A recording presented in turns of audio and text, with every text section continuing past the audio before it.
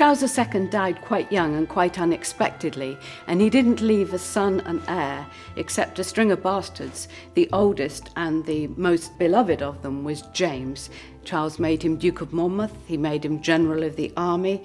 James was experienced with the Navy also, and he was absolutely devoted to the Protestant religion and was extremely popular in the country among the Protestant people who believed that Charles II was also Protestant. In fact, he had a father confessor and received extreme unction on his deathbed and died a Roman Catholic.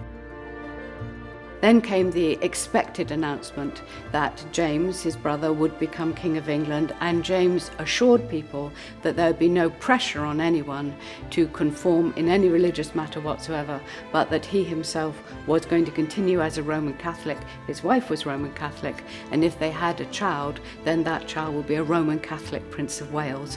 And that was too much for the people of England, the majority of whom had been persuaded by the Henry Reformation and the Elizabethan settlement to change their religion to what was now called the Church of England and was solidly Protestant. James, Duke of Monmouth, was young and incredibly handsome and incredibly glamorous, and it's hard as a historian and very hard as a novelist not to simply adore him. And it became very clear to him that there was a massive groundswell in the country that he should become the King of England and take his father's place on the throne. And there was a whole discussion about whether this was possible and whether it could be done or not. And in the end, he really succumbed to the temptation of the people who were persuading him that England could not have a Roman Catholic king.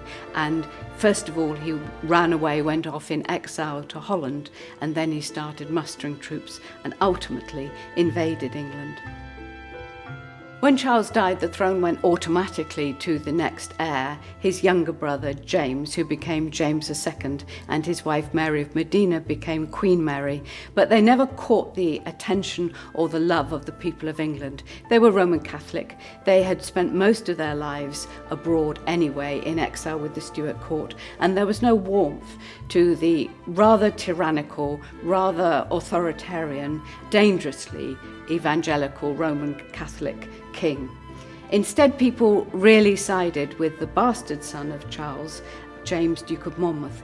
Charles had favoured him above everyone else, promoting him through the army, through the navy, and giving him the dukedom, the Duke of Monmouth. He was married to an immensely wealthy woman, an arranged marriage, arranged by his father, and he entered into this period of temptation with both people acclaiming him as the man who should be king and getting a lot of support from Protestant lords and Protestant supporters in the country who said that he should make a bid to become the next King of England. He fled to Amsterdam and started plotting there with the Scottish lords to make an invasion of the country.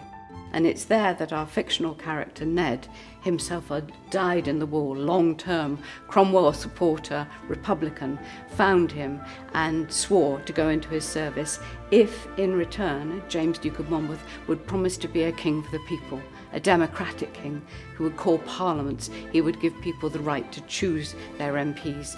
In a sense, what Monmouth promised was the fulfilment of the Cromwell legacy to become a leveller king.